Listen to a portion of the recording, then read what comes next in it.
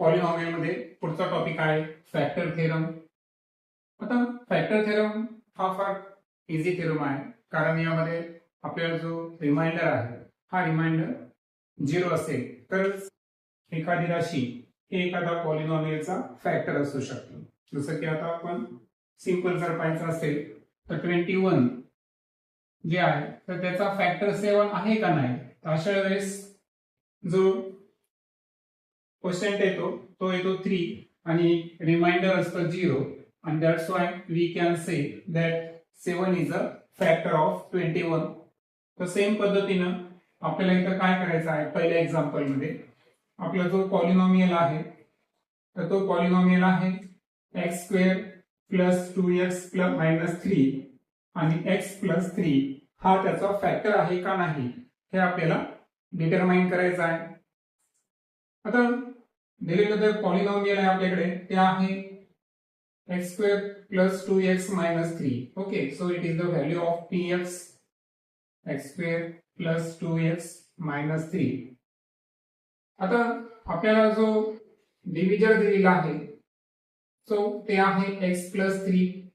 Okay, so डिव्हिजर जे आहे ते आहे x plus 3 and therefore we are taking opposite of x, that is x चे opposite काय आहे -3. हे आपल्याला टेक करून आपल्याला या पॉलिनॉमियलच्या इक्वेशन नंबर 1 मध्ये आपल्याला पुट अप करायचं आहे. and that's why p minus 3 is equal to minus 3 square plus 2 into minus 3 minus 3 चा स्क्वेअर 9 येईल plus minus minus 3 to 6 minus 3. So 9 दोघांची ऍडिशन करू आपण, -9 इज इक्वल टू 0 आणि ओव्हरऑल जर पाहिलं आपण तर p -3 सॉरी t जे -3 व्हॅल्यू पुट अप केली is nothing but it is the remainder आणि रिमाइंडरचीच व्हॅल्यू आपल्याकडे 0 आलेली आहे and that's why we can say that x plus 3 is a factor of x square plus 2x minus 3. Okay, so that is the answer. आता textbook मध्ये factor संदर्भात थोडंसं different level आपण गणित दिलेले आपल्याला, ते कसे पाहू आपण. Determine qx is a factor of px or not. म्हणजे आपल्याला एक डिव्हिजर दिलेला आहे qx x minus 3 आणि तो px चा फॅक्टर आहे किंवा नाही हे आपल्याला आयडेंटिफाय करायचं आहे. सो वाटल्यास तुम्ही अगोदर हे घेऊ शकता qx is equal to x minus 3 आहे आणि सो अशा वेळेस टेक याचे ऑपोजिट काय असेल, x ची व्हॅल्यू आपल्याला 3 घ्यायची आहे. ओके, आपण ज्या पद्धतीने डिव्हिजरचा अपोजिट घेतो तशा पद्धतीने आपल्याला अपोजिट टेक करायचा आहे आणि रिमाइंडर 0 येतो का नाही ते आपल्याला चेक करायचं आहे. कारण ऍक्च्युअल या केस मध्ये ठीक आहे, आता आपण काय करू, डायरेक्ट व्हॅल्यूज पुट अप करू.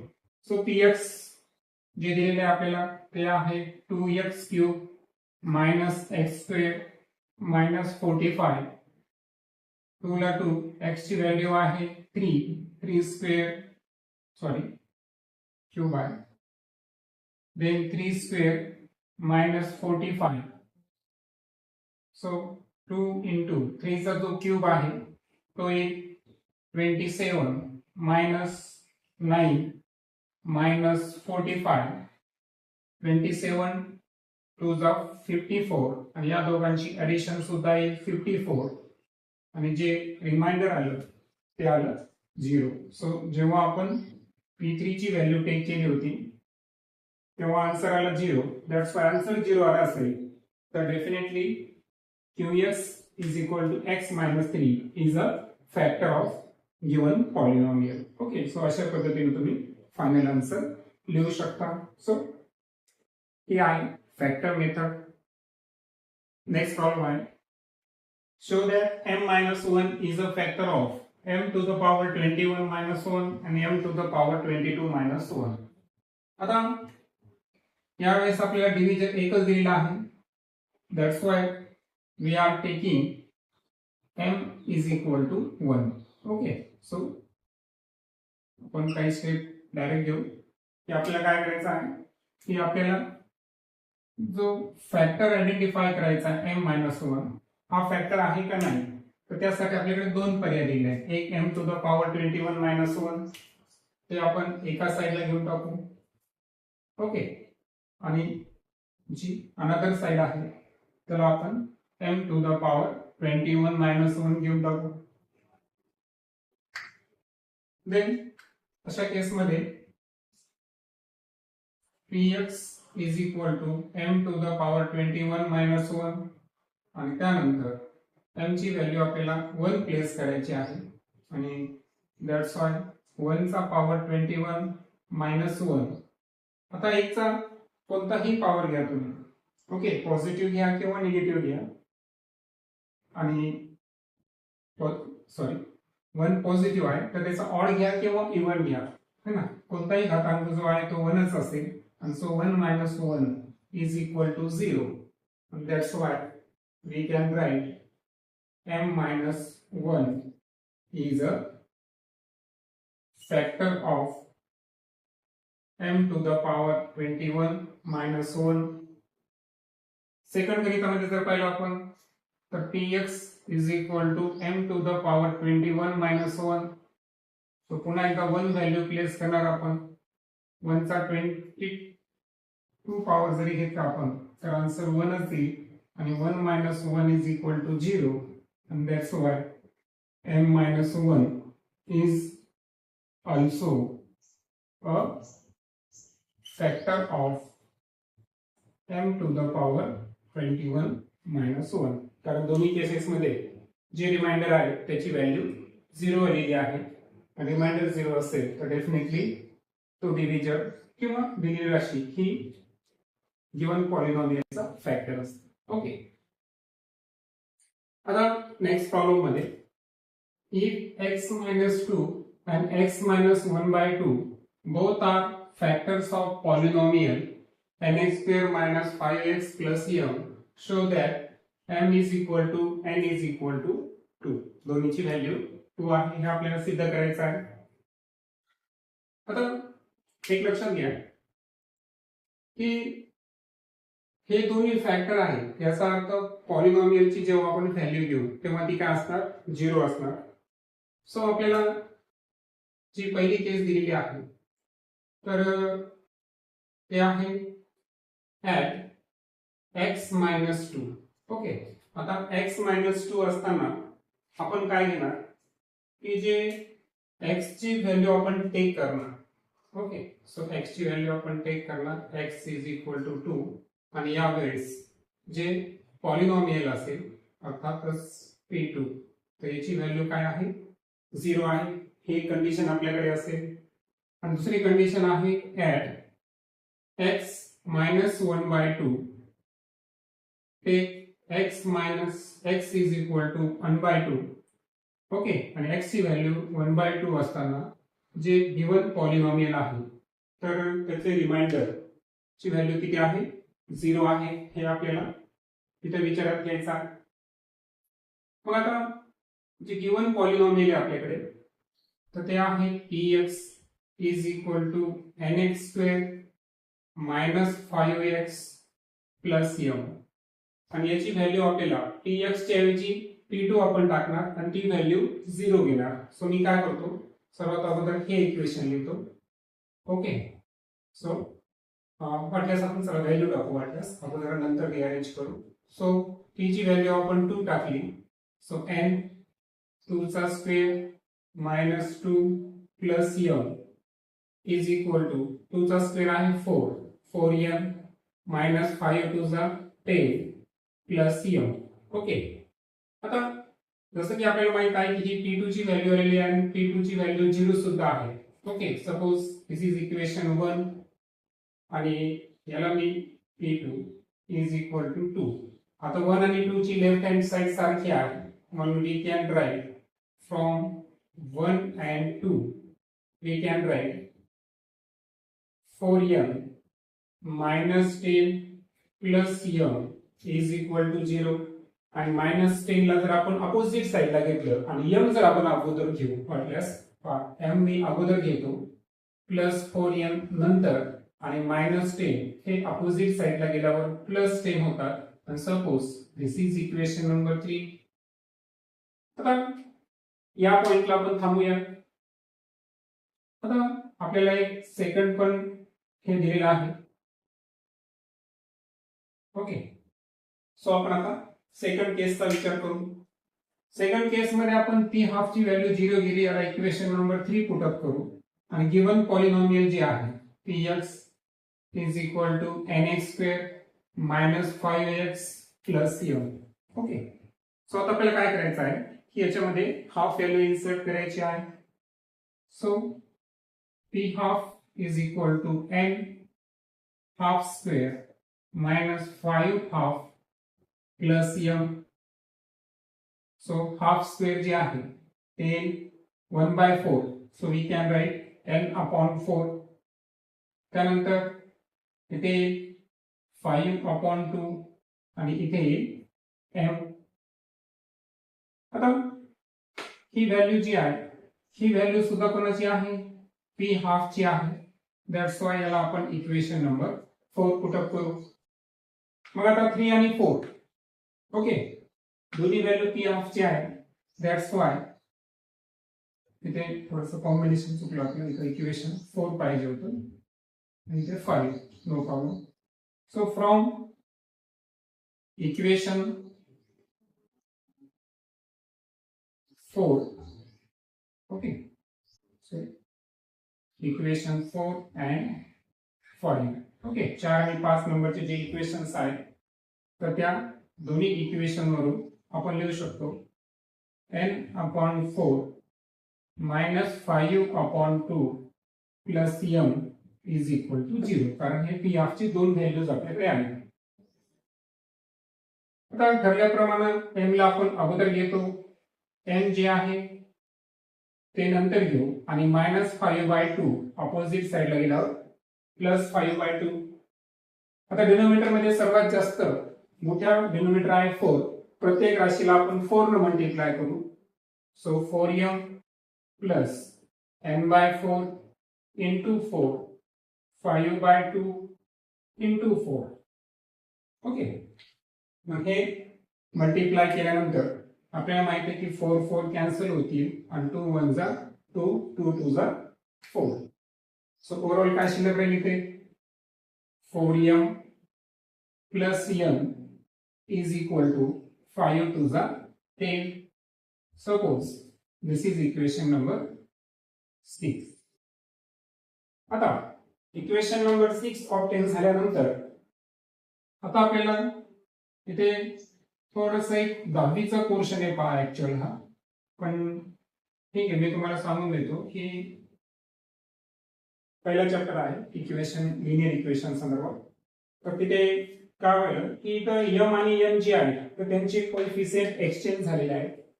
एक्सचेंज झालेले असतील तशा वेळेस एक फॉर्म्युला आहे की दोघांचे एकदा ऍडिशन त्यानंतर सबट्रॅक्शन आणि त्यानंतर त्यावरून किमती फाइंड करायच्या. तसं तर आपण कोणत्याही एकाला मल्टिप्लाय करू शकतो, पण एक चला एक नवीन शिकलो मी.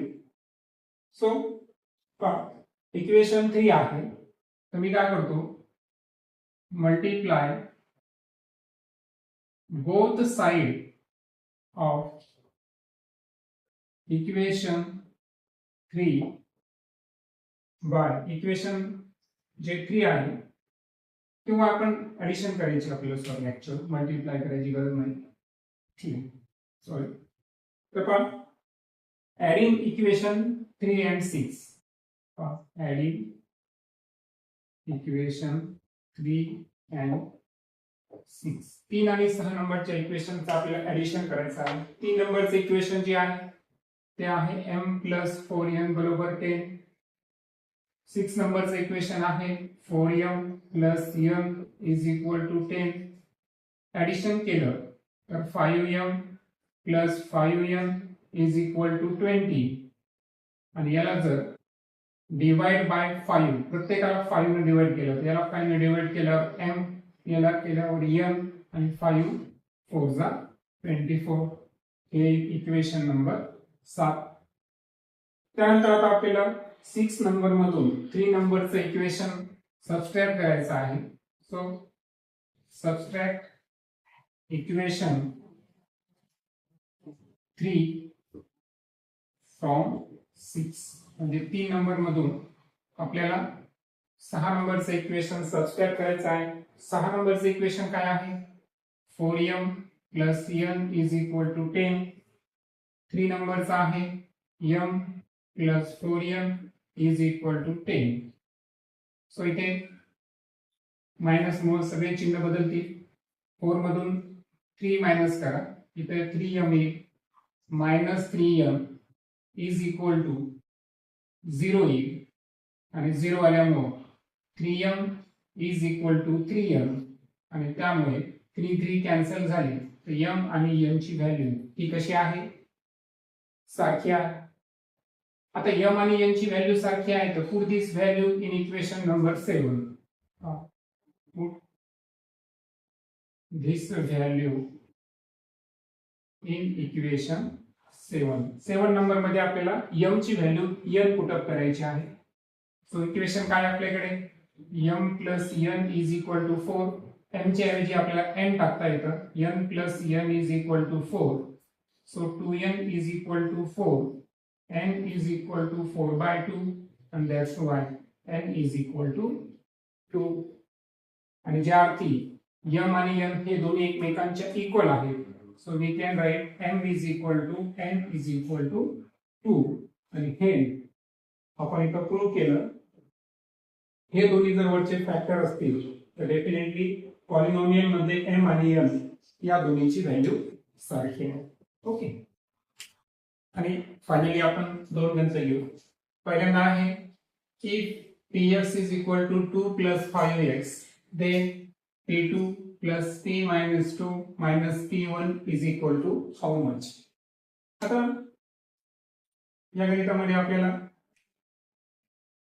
एक लक्षात ठेवायचं आहे की 3 जे आपल्याला या ठिकाणी फॅक्टर दिले त्यांच्या व्हॅल्यूज इथं पुट अप करून प्रत्येक वेळेस व्हॅल्यू काढायची आणि नंतर सर्वांचं समेशन करायचं आहे. That's why px is equal to दिला आपल्याला 2 plus 5x, and that's why p2 जर आपल्याला घ्यायचा असेल तर 2 प्लस 5 सो 5 2 जा 10, 10 प्लस 2 इज इक्वल टू 10, आणि so we can write p2 is equal to 12. Suppose this is equation 1.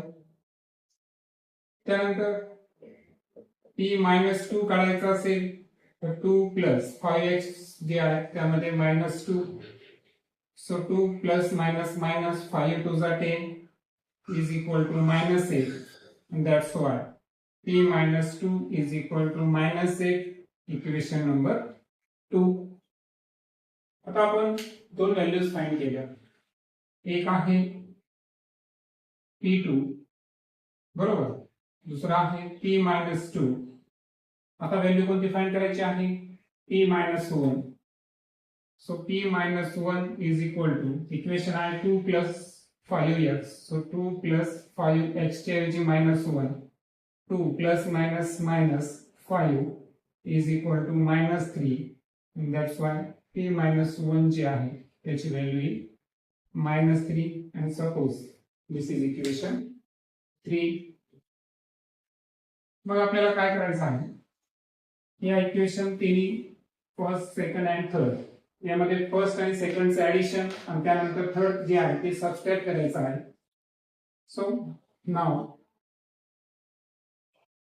p2 plus p minus 2 minus p, sorry 1 होता इथं, so 1 घेऊ आपण. Okay, no problem. ही व्हॅल्यू येईल 8, आणि p1 इज इक्वल टू कसं म्हणतो p2 ची व्हॅल्यू किती आहे इक्वेशन 1 नुसार 12 प्लस पी मायनस टू ची व्हॅल्यू आलेली आहे -8 आणि मायनसला minus as it is P1 ची जी व्हॅल्यू आहे ती आहे 8. सो 12 प्लस मायनस मायनस आणि -8. So 12 minus 16 is equal to -4. That is the answer. त्यानंतर शेवटचं जे गणित आहे त्यामध्ये आपल्याला px is equal to 2x square minus 5 under root 3x plus 5, then p in bracket 5 under root 3 आपल्याला फाइंड करायचा आहे. गिवन पॉलिनॉमियल आहे px is equal to 2x square minus 5 under root 3x plus 5.